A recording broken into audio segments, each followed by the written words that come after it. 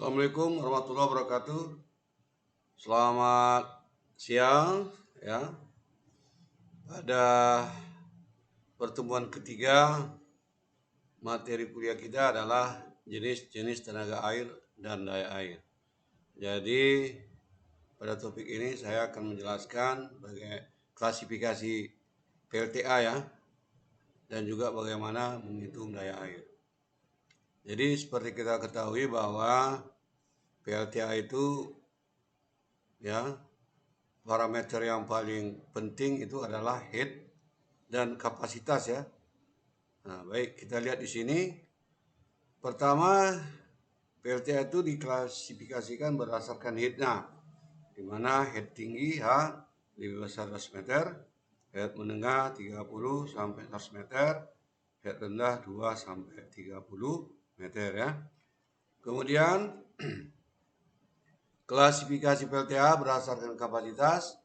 PLTA Pico itu lebih kecil dari 500 watt. PLTA Mikro 0,5 sampai 100 kW.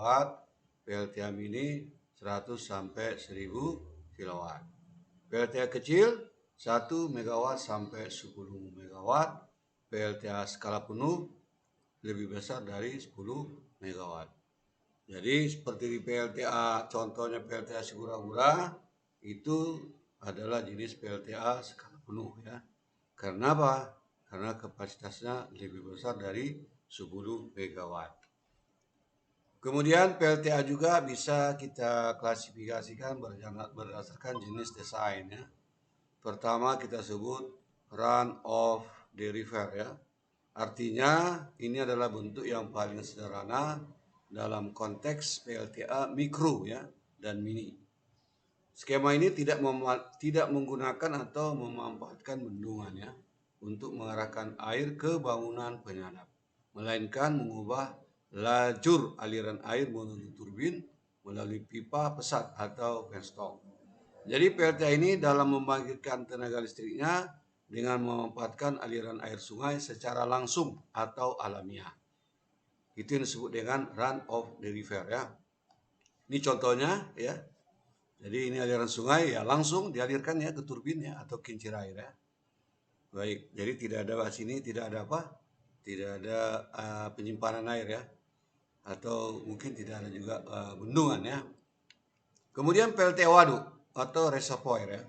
Yaitu PLTA yang dalam membangkitkan tenaga listriknya dengan menggunakan bendungan ya sebagai tempat penyimpanan airnya. Ya, ini bendungannya ya. Ini bendungan. Jadi aliran air sungai itu dibendung ya. Dibendung ya. Sehingga air itu tersimpan ya. Nah, ini kita sebut dengan waduk ya kan. Baik. Kemudian klasifikasi berdasarkan tipe jaringan listrik. Ada yang disebut namanya sistem jaringan listrik tersambung. Biasanya istilahnya itu interkoneksi. Jadi jaringan listrik satu sama lain antara PLT yang satu dengan PLT yang lain itu bisa disambungkan ya dengan jaringan listrik nasional. Misalnya jaringan listrik nasional misalnya di Jawa sana ya. Dari PLT yang di Sumatera dengan di Jawa itu bisa disambungkan ya secara nasional. Itu yang disebut dengan interkoneksi. Ada juga sistem jaringannya berdiri sendiri ya atau tidak tersambung dengan jaringan. Jadi pembangkit listrik seperti ini tidak tersambung dengan jaringan listrik nasional ya. Kemudian kita coba lagi menjelaskan ya sedikit tentang pengertian PLTA ya. PLTA itu ada orang meningkat apa ya? Pembangkit listrik tenaga air. Ada juga pusat listrik tenaga air ya. Yang mana saja pun itu benar ya. Boleh pusat, boleh pembangkit. Karena pusat listrik tenaga air atau PLTA adalah pembangkit listrik yang mengandalkan energi potensial dan kinetik dari air untuk menghasilkan energi listrik. Jadi syaratnya itu PLTA itu harus ada energi potensial. Energi potensial itu tercipta kalau ada tinggi jatuh air ya. Nah, tinggi jatuh air. Tentu makin tinggi jatuh air, energi potensialnya besar ya. Kemudian kan aliran air nanti melalui pipa kan ada kecepatan. Aliran yang mengalirkan punya kecepatan ya kan. Nah, di situ ada energi kinetik ya. Sehingga nanti energi ini nanti akan diubah menjadi energi listrik. Tapi melalui putaran turbin dulu ya, melalui turbin dulu ya. Nah, jadi energi potensial dan kinetik ini digunakan dulu untuk memutar turbin, lalu dari turbin hasilnya energi mekanik. Nah, lalu digunakanlah untuk memutar generator sehingga menghasilkan energi listrik. Jadi energi mekanik diubah menjadi energi listrik melalui generator ya. Kemudian komponen utama dari PLTA. Nah, ini yang paling penting ini ya. Harus Anda ketahui apa saja itu komponennya ya. Pertama tentu adalah waduk ya. Waduk, bendungan, kemudian jalur masuk atau disebut juga intake ya. Nah, intake ini adalah aliran masuk air menuju turbin melalui apa? Di sini ada namanya pipa pesat atau pipa penstock. Ada juga orang menyebutnya ini pipa kanal ya, kanal atau kanal air ya. Kemudian turbinnya sendiri, kemudian generator, kemudian trafo, baru masuk gardu induk, nanti baru masuk ke jalur transmisi ya. Berarti air turbin kalau sudah sudah menghasilkan ini airnya itu dibuang kembali ya. Ini jalur keluarnya ya. Nah, itu bagian-bagian utama atau komponen yang utama dari PLTA. Nah, fungsinya apa masing-masing komponen tersebut? Pertama reservoir ya. Reservoir itu adalah sebuah waduk yang digunakan untuk menyimpan air ya, untuk digunakan ketika diperlukan. Jadi reservoir ini ya untuk menyimpan air kita sebut waduk lah ya. Kemudian bendungan, fungsi bendungan adalah untuk mendapatkan tinggi jatuh atau head air yang digunakan pada turbin air dan juga untuk menambah kapasitas waduk. Penghalang sampah. Nah, penghalang sampah ini dimaksudkan untuk mencegah maksudnya buangan sampah yang bisa merusakkan pintu air pada aliran yang menuju turbin. Jadi tidak boleh kotoran-kotoran dalam bentuk sampah itu ikut masuk melalui pintu masuk ya. Nah, jadi air itu sebelum masuk ke pintu masuk di sana ada penghalang sampah ya, sehingga aman dari sampah ya. Kemudian ini adalah contoh sebuah bendungan PLTA ya. Nah, ini kalau kita lihat ini berarti apa nih? Kapasitasnya besar ini ya. Ya. Karena debit air yang tersimpan di sini mungkin jutaan kubik ya volumenya ya. Baik, kita teruskan pintu masuk air atau disebut intake ya. Nah, ini gambarnya ada 3 ya. Ada 3. Jadi air masuk ke turbin melalui ini ya. Terus menuju ke turbin melalui penstock ya. Kemudian penstock atau pipa pesat. Jadi kalau Anda perhatikan gambar ini, pipa itu posisinya dibuat miring seperti ini ya. Dengan kemiringan tertentu ya. Dengan tujuan agar aliran air itu cepat mengalir ya menuju turbin ya. Nah, jadi kalau kita lihat itu pipa penstock ini ya seperti ini dibuat. Tidak pernah pula dibuat vertikal ya atau tegak ya. Ya, namanya ini pipa penstock atau pipa pesat ya. Kemudian turbin. Ya, ini turbinnya. Setelah air tadi melalui pipa penstock, maka dia akan memutar sudu. Ini sudu turbin ya. Nih. Jadi air masuk itu dari sini ya. Ini masuk. Ini adalah rumah turbin sebenarnya, potongannya ya. Nah, ini sudu-sudunya ya. Jadi kalau turbin itu sudah berputar, ini porosnya ini dihubungkanlah dengan poros generator ya. Biasanya untuk kapasitas PLTA yang besar, yang lebih besar dari 10 megawatt, itu biasanya jenis turbinnya menggunakan turbin Prancis ya. Bayangkan di sini beratnya sampai 172 ton ya, dengan kecepatan putaran rendah ya 90 rpm. Baik, kemudian generator adalah mesin penghasil listrik di mana pada generator energi mekanik yang dihasilkan akibat berputarnya turbin maka diubah menjadi energi listrik. Selanjutnya nanti energi yang dihasilkan kemudian diteruskan ke transformator untuk dinaikkan tegangannya ataupun diturunkannya. Nah, sesuai dengan voltase yang diinginkan. Lalu jaringan transmisi listrik disalurkan ke gardu, kemudian didistribusikan ke konsumen melalui jaringan listrik ya. Nah, itulah fungsi-fungsi daripada komponen utama di sebuah VLTA. Ini adalah jaringan transmisi ya. Jadi jaringan transmisi ini tegangannya tinggi ya. Ini tegangan tinggi ya, sampai 150.000 volt ya, atau 150 kP ya. Cara kerja PLTA. Pertama, air dialirkan melalui pintu air atau disebut tadi apa? Intake yang sudah diatur untuk mendapatkan debit air yang diinginkan. Selanjutnya, aliran air akan melewati pipa pesat, di mana pada pipa pesat ini tekanan air meningkat ya. Kenapa meningkat tekanan air? Karena air itu kan jatuh pada ketinggian tertentu kan, makin ke bawah dia kan tekanannya itu makin tinggi ya. Kenapa? Karena kita ketahui P itu kan sama dengan apa? Rho GH ya. Oke, kemudian air dari pipa pesat kemudian akan jatuh pada baling-baling turbin sehingga turbin dapat berputar ya. Berikutnya, turbin berputar, maka poros yang terpasang pada turbin yang terhubung generator juga akan ikut berputar.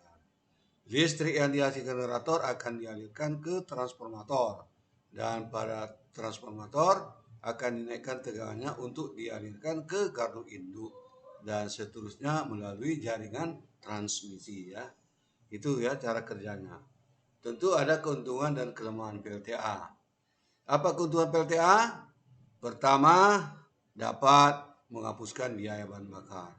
Ya, karena memang di PLTA tidak diperlukan bahan bakar ya. Karena di sana tidak ada energi panas yang dihasilkan. Oleh karena itu bahan bakar tidak diperlukan ya. Sebenarnya istilahnya tidak memerlukan biaya bahan bakar. Kemudian memiliki nilai ekonomi yang lebih lama. Karena energi air ini kita ketahui adalah energi terbarukan, artinya sumber energi ini sepanjang terus menerus ada ya. Nah, jadi beda dengan bahan bakar kan. Kalau bahan bakar kan suatu saat habis ya. Maka kalau seperti pembangkit listrik uap misalnya PLTU yang menggunakan bahan bakar solar, itu kan secara ekonomi sebenarnya sangat boros ya. Tapi kalau PLTA itu memiliki nilai ekonomi yang lebih lama. Kemudian tidak menyebabkan polusi gas rumah kaca. Ya sudah pasti ya. Di sana tidak ada dihasilkan gas CO ataupun CO2 ya, karena di sana tidak ada pembakaran. Kemudian bendungan dari PLTA itu sendiri bisa dimanfaatkan sebagai tempat rekreasi dan irigasi perairan ya. Yang terakhir, bendungan dari PLTA dapat dijadikan tanggul untuk mengantisipasi ketika terjadi banjir. Jadi banyak keuntungannya PLTA ini ya. Tentu ada juga kelemahannya. Kelemahannya apa di sini? Bendungan sangat mahal ya. Jadi diperlukan investasi yang mahal ya, karena dibangun pada lokasi yang luas ya, sehingga memerlukan lahan yang luas. Kemudian berpotensi adanya kerusakan ekosistem dan kualitas air. Kemudian pembendungan yang berlebihan dan perusakan wilayah adat adalah hasil dari perencanaan yang buruk. Berikutnya hanya berguna jika dekat dengan sumber air. Yang terakhir bergantung pada pengurusan wilayah resapan air yang baik dan sehat. Itulah kelemahannya. Kemudian kita lanjut, topik yang berikutnya adalah rumusan daya turbin. Jadi turbin tadi kan memanfaatkan energi potensial dan energi kinetik air ya. Di mana energi potensial itu ya disebabkan oleh adanya tinggi jatuh air ya. H di sini H. Nah, jadi rumus untuk menghitung daya turbin ya ini rumusnya ya. Rho kali G kali Q kali H kali efisiensi turbin. Rho air itu biasa diambil 1000 ya. 1000 kg per meter kubik. Gravitasi 9,81 meter per kuadrat. Ya, itulah rumus umumnya ya. Nah, kalau dalam 1 watt rumusnya ini, kalau dalam 1 kilowatt rumusnya ini ya. Tinggal dibagi 1000 aja kan. 9.810 bagi 1000 dapatnya 9,81 ya. Lalu daya listrik yang dihasilkan oleh generator dihitung dengan menggunakan rumus ini. Di mana daya generator adalah efisiensi generator dikali daya yang dihasilkan turbin. Nah, inilah rumus untuk menghitung daya turbin dan daya generator. Jadi kesimpulannya dari rumus tersebut, semakin tinggi suatu bendungan, tentu semakin tinggi air yang jatuh. Akibatnya apa? Maka daya yang dihasilkan pun juga makin besar ya.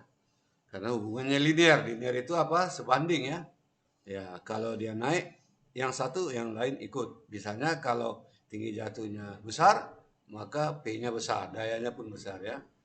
Semakin banyak air yang jatuh, semakin banyak air yang jatuh, ya, yang menyebabkan turbin berputar juga akan apa? Menghasilkan tenaga yang besar juga ya. Itu ya, dari rumus itu bisa kita simpulkan. Kalau kita lihat ini dari rumusnya ini, makin besar ini Q, ini juga makin besar. Makin besar H atau tinggi jatuh, ini juga makin besar ya. Itu kesimpulan dari rumus ya. Baik, di sini ada contoh soal. Ada sebuah PLTA menggunakan kapasitas aliran 15 meter kubik per detik, tinggi jatuh air 150 meter, dan efisiensi turbin 95%. Ditanya berapa daya keluaran turbin. Kemudian kalau PLTA itu dioperasikan pada beban penuh selama 24 jam, berapa banyak air yang terpakai? Ya. Nah, maka penyelesaiannya seperti ini ya. Nah, untuk menghitung daya turbin kita menggunakan rumus ini ya, yang dalam satuan kilowatt. 9,81 kali masukkan kapasitasnya 15 meter kubik per detik kali tinggi jatuh air, masukkan 150 meter dikali efisiensi turbin 0,95. Jadi hasilnya 20,968 kW. Jika efisiensi generator 92%, maka daya listrik generator ya menggunakan rumus ini ya. Daya generator itu adalah efisiensi generator dikali daya keluaran turbin ya.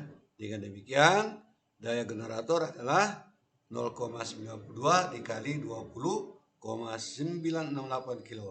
Hasilnya 19,291 kW. Itulah daya generator yang dihasilkan ya. Jadi kalau kita lihat di sini tentu daya generator harus lebih kecil daripada daya turbin ya. Karena ada apa? Rugi-rugi.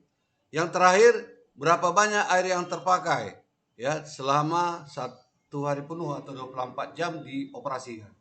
Tentu untuk menghitung itu kita ketahui dalam 1 hari 1 malam itu 24 jam.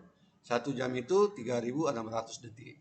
Ya kalikan sajalah 15 meter kubik per detik dikali 24 jam dikali 3.600 detik per jam. Jadi hasilnya 1.296.000 meter kubik. Jadi kalau Anda bayangkan ini 1.296.000 meter kubik. Artinya kita memerlukan apa? Waduk yang besar ya untuk menampung volume air sebanyak ini kan. Nah, makanya PLTA besar itu kapasitas volume waduknya itu, volume air yang ada dalam waduk itu jutaan meter kubik ya. Nah, itulah kuliah kita pada hari ini ya. Mudah-mudahan bisa dipahami. Nanti kalau ada yang kurang jelas boleh ditanya melalui WA ya. Baik, terima kasih atas perhatian saudara semua. Selamat siang ya, atau selamat malam nanti ya. Terima kasih atas perhatiannya. Sampai jumpa minggu depan.